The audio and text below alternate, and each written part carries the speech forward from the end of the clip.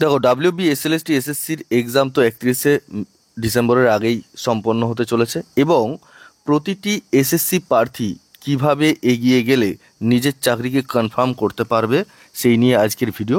এবং যে যে বিষয়গুলো প্রত্যেকটা প্রার্থীকে মনে রাখা উচিত সেগুলো খুবই গুরুত্বপূর্ণ।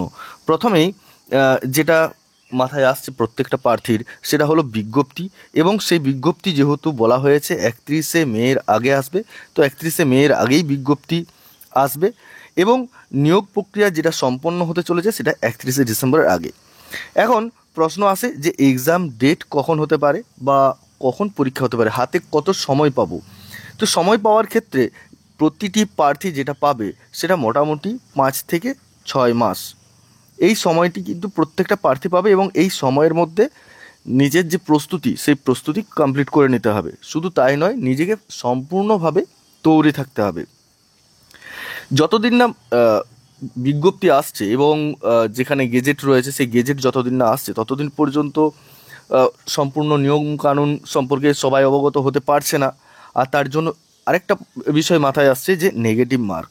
নেগেটিভ মার্ক কি থাকবে? এখন প্রতিটা প্রার্থীর উচিত নেগেটিভ মার্কিং সহ প্রস্তুতিগুলো নেওয়া, অর্থাৎ যে এমসিকিউগুলো প্র্যাকটিস করা হবে সেইগুলোতে যেন নেগেটিভ মার্কিং হিসেবেই পরীক্ষাগুলো দেওয়া যায় বা প্র্যাকটিসগুলো করা যায়, সেই দিকে লক্ষ্য করে এগিয়ে যেতে হবে। তাতে কি হয়, আন্দাজে করার প্রবণতাটা অনেক কমে যায়। আমরা প্রত্যেকেই লক্ষ্য করেছি কি অনেক অ্যাসপারেন্টের ক্ষেত্রে ওই যখন মাদ্রাসা পরীক্ষা হয়েছিল সেই সময়ে অনেকের সঠিক উত্তরের পাশাপাশি ভুল উত্তর হয়েছিল অনেক, যার ফলে তারা র্যাঙ্কে আসতে পারেনি। এই জন্য দরকার যে নেগেটিভ মার্কিং ধরেই প্র্যাকটিস করা। এতে কি হয়, বারবার বলছি যে আন্দাজে উত্তর করার প্রবণতা, কারণ সময়ের একটা বাউন্ডেশন রয়েছে, টাইম বাউন্ডেশন রয়েছে। তো সেই সময় কি করে প্রত্যেক অ্যাসপারেন্টরা, যে হ্যাঁ এই উত্তরটাই হবে, গোল দাগিয়ে দিই। কিন্তু এইটা চলবে না। তার জন্য প্রয়োজন একটু আরও ভালো করে নিজেকে তৈরি করা এবং কনসেপ্টটাকে আরও বেশি করে ক্লিয়ার করা, আর তার জন্যই বারে বারে প্র্যাকটিস করা। তো নেগেটিভ মার্কিং সহই প্র্যাকটিস করতে হচ্ছে। এরপর এরপর একটা মাথায় ভাবনা আসে যে ভ্যাকেন্সি টোটাল কত থাকবে, যে আমি প্রিপারেশন নিচ্ছি, ক্র্যাক করতে পারবো তো। তো সেক্ষেত্রে সাবজেক্ট ওয়াইজ ভ্যাকেন্সি কত থাকবে? 9-10-এর ক্ষেত্রে প্রত্যেকটা সাবজেক্ট অনুযায়ী 9-10-এর ক্ষেত্রে যে পরিমাণ ভ্যাকেন্সি এখনো পর্যন্ত রয়েছে, বিশেষ করে যেগুলো আমরা Bangla, English, history, geography, physical science, সায়েন্সের সব সাবজেক্টগুলোই আমি কথা বলছি, ম্যাথস, বায়োলজি, সেগুলোর ক্ষেত্রে 500 থেকে 600 মিনিমাম ভ্যাকেন্সি থাকবে। 500 থেকে 600 মিনিমাম ভ্যাকেন্সি থাকবেই। এবং 11-12-এ 200 থেকে 250 মিনিমাম, আমি মিনিমামের কথা বলছি, ম্যাক্সিমাম বলছি না, ম্যাক্সিমাম যতটা দিতে পারবে, ঠিক আছে। মিনিমাম এই ভ্যাকেন্সি ধরে এগিয়ে যেতে হবে। এই ভ্যাকেন্সিটাও কোনো অংশে কম নয়। তবে আমি আবারও বলছি এগুলো মিনিমাম হিসেবে, কারণ এগুলো অনেক বাড়বে। কারণ আমরা জানি কি ইংলিশ এবং সায়েন্সের, বাংলার এই সাবজেক্টগুলোতে প্রচুর ভ্যাকেন্সি রয়েছে। এগুলো 1000, 1200, 1500 পর্যন্ত যেতে পারে। জিওগ্রাফিতে ডেফিনেটলি 1000-এর কাছাকাছি 9-10-এ ভ্যাকেন্সি থাকবে, ঠিক আছে। তো আমি গড়ে ধরলাম 500 থেকে 600, এটা মাথায় রাখতে হবে, কারণ প্রিপারেশন নিতে হচ্ছে তো মাথায় রাখতে হবে।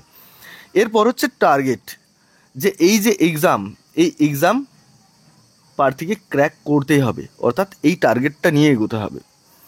প্রিপারেশন স্ট্র্যাটেজি কীভাবে?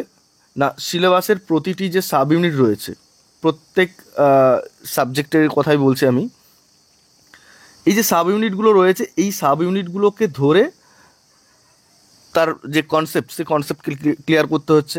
অর্থাৎ প্রত্যেকটা সাব ইউনিটকে 3-4 ঘন্টা করে কিন্তু পড়তে হবে। 3-4 ঘন্টা করে পড়ে সেটাকে আত্মস্থ করা এবং সেটার ওপর নোট ডাউন করা, এবং সেগুলো যাতে অ্যাট এ গ্ল্যান্স হিসেবে পরবর্তী ক্ষেত্রে কাজে লাগাতে পারা যায় বা পরীক্ষার আগে আগে মানে সেগুলোকে রিভাইজড করা যায়, সেইটা খেয়াল রাখতে হচ্ছে।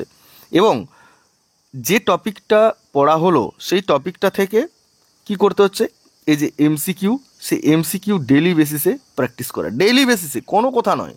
অনেকে ভাবে যে আমি সপ্তাহে 1 দিন 2 দিন করে দেবো, না না, ডেইলি বেসিসে। ডেইলি যদি 10টাও এমসিকিউ প্র্যাকটিস করা হয় সেটাও অনেক।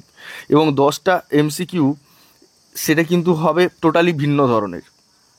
প্রত্যেক প্রার্থীর কাছে বিভিন্ন ধরনের বই থাকে, নেট সেটের বই থাকেই, বিভিন্ন প্রিভিয়াস ইয়ারের কোশ্চেন থাকেই, কোশ্চেন কালেকশন করো, প্র্যাকটিস করো, ঠিক আছে। এবং আমি আবারও বলছি, এনসিআরটি বেসড কোশ্চেন দরকার, নেট সেট বেসড যে কোশ্চেনগুলো রয়েছে সেই কোশ্চেনগুলো দরকার। একদম নর্মাল কোশ্চেনকে বাদ দিয়ে দিতে হবে। নর্মাল কোশ্চেন প্রত্যেকেই পারবে, একটু ঘুরিয়ে ফিরিয়ে কোশ্চেন হবে, সেই ধরনের কোশ্চেনগুলোকে বারবার প্র্যাকটিস করতে হবে। এরপর হচ্ছে এই যে ডেলি বেসিসে এমসিকিউগুলো প্র্যাকটিস হলো, তারপরে সাপ্তাহিক বেসিসে কিন্তু মক টেস্ট দেওয়া। এই মক টেস্ট দেওয়ার ক্ষেত্রে প্রত্যেক সাবজেক্টের ক্ষেত্রে আমরা ইউটিউব যদি খুলে দেখি, বিভিন্ন দিকে স্ক্রল করলে বিভিন্ন জায়গায় এই যোগ্যতা যাচাইয়ের পয়েন্ট রয়েছে। পয়েন্ট বলতে বিভিন্ন ধরনের মক টেস্ট যারা নিচ্ছেন তাদের সাথে যোগাযোগ করে এই মক টেস্টগুলো নিতে পারবে। এবং মক টেস্টগুলো নিলে কী হয়, নিজের যোগ্যতাটাকে বোঝা যায় যে আমি কোন জায়গায় রয়েছি, আর আমার সাথে যারা অন্যরা পরীক্ষা দিয়েছে তারা কোন জায়গায় রয়েছে। এটা দরকার। এটাই দরকার এই কারণে বলছি, নিজের অবস্থানটাকে বোঝার জন্য, অন্যদের সাথে তুলনা করে নিজের জায়গাটা বোঝার জন্য এটা দরকার, ঠিক আছে। এরপর সপ্তাহের শেষে কী কী দুর্বলতা বেরিয়ে এলো, অর্থাৎ কোন জায়গাগুলোতে আরও এফোর্ট দিতে হবে সেই জায়গাগুলোকে খুঁজে বের করা, এবং টোটাল যে সিলেবাসটা রয়েছে সেই সিলেবাসটাকে কমপ্লিট করা, ঠিক আছে। তো এইভাবে টোটালি নিজেকে এগিয়ে রাখা এবং নিজেকে তৈরি করে রাখা। একটা কথা মাথায় রাখতে হবে যে এই এত প্রত্যেকটা প্রার্থী নিজেদেরকে এই এসএসসি পরীক্ষার জন্য নিয়োজিত করে রেখেছে, সেটাকে তো সফল করতে হবে, বা এটাকে সাকসেস করতে হবে। আর সেই সাকসেস করতে গেলে শুধুমাত্র আমরা সবাইকার সাথে কথা বলে, বন্ধুদের সাথে কথা বলে, বিভিন্ন গ্রুপে আলোচনা করে নিজেদের সময়কে অতিবাহিত করে দিয়ে কোনো কাজ হবে না, বা সময়গুলোকে স্পেন্ড করে দিয়ে কোনো কাজ হবে না। আসল কাজ হচ্ছে তোমাকে সফল হতে গেলে নিজের কাজগুলো, যে টপিক, যে আমি বিষয়গুলো বললাম, এই বিষয়গুলো তোমরা খেয়াল করে দেখো, প্রত্যেকে নোট ডাউন করো, এবং এখন থেকেই দৃঢ় প্রতিজ্ঞ হও যে এইভাবে তোমাদেরকে এগিয়ে যেতে হবে। বাস্তব কথা, কারণ এই হাড্ডাহাড্ডি লড়াইয়ে নিজেকে বেরিয়ে আসতে হবে। এই হাড্ডাহাড্ডি লড়াই থেকে বেরিয়ে আসতে গেলে প্রধানত এই বিষয়গুলোকে বারবার জোর দিতে হবে। এই আজকের যে এই ছকটা আমি করলাম, কেন করলাম না, এটার ক্ষেত্রেও ওই একইভাবে অনেকের প্রশ্ন ছিল, অনেকে জানতে চেয়েছিল যে প্রস্তুতি নিতে খুব অসুবিধে হচ্ছে, নিতে পারছি না, কোনোভাবেই মোটিভেশনকে কাজে লাগাতে পারছি না, নিজের একাগ্রতা আসছে না, নিজেকে তৈরি করার মতো শক্তি পাচ্ছি না, মানসিক শক্তি পাচ্ছি না। মানসিক শক্তিটাকে নিজেকে তৈরি করতে গেলে প্রথমে এই পয়েন্টগুলোকে ধরে ধরে এগোতে হবে। অর্থাৎ বিজ্ঞপ্তি, পরীক্ষা পদ্ধতি, exam date, negative mark, PT, total vacancy, এইগুলোকে তোমাদের মানে যখন প্রিপারেশান নেবে তখন নোট ডাউন করে রাখতে হবে, তবে তোমার এনথুসটা আসবে নিজের ক্ষেত্রে। তারপরে তো এই সিলেবাস যেটা রয়েছে সেই সিলেবাস অনুযায়ী প্রত্যেকটা ইউনিট ধরে ধরে প্রস্তুতি, তারপর শুরু হবে প্রস্তুতি। এগুলো মাইন্ড সেট আপ।